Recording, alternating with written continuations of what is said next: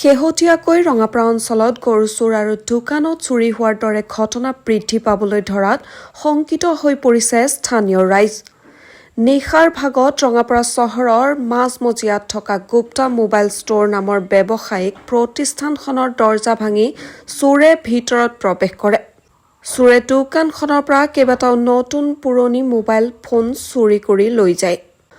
চহৰখনৰ মাজমজিয়াত নিশা চোৰে চুৰিকাণ্ড সংঘটিত কৰাত আৰক্ষীৰ নিৰাপত্তা ব্যৱস্থাটোক লৈ ৰাইজে প্ৰশ্ন উত্থাপন কৰিছে।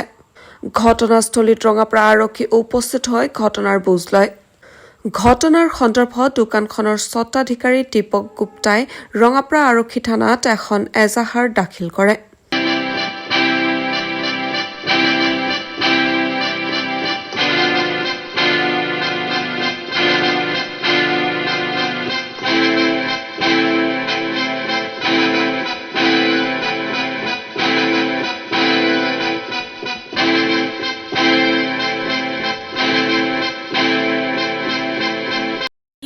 এইটো আমাৰ মেইন টাউনৰ দোকানৰ যদি চুৰি হৈ যায় আৰু গাঁৱত কি হ'ব? এতিয়াতো আমাৰ ৰাঙাপাৰাত মানে সুৰক্ষিত নাই দোকানবিলাক, বিজনেছমেন এনেকৈ যদি চুৰি হৈ যায় মেইন টাউনৰ মাছৰ দোকানটো, তেতিয়া কি কোন দায়িত্ব ল'ব? এইটো কি নিছে কিবা গম পাইছে নেকি?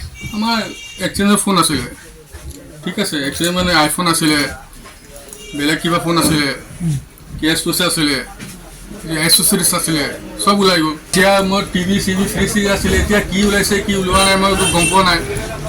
এতিয়া ৰাতিপুৱাই গম পালোঁ, মই ফোন কৰিলে কি দোকানত চুৰি হ'ল বুলি। পুলিচ আহিছে না? পুলিচ আহিছিলে, এতিয়া আহিছিলে, সেইকাৰণে মই সোমাইছোঁ দোকানত, আগত সোমোৱা নাছিলে।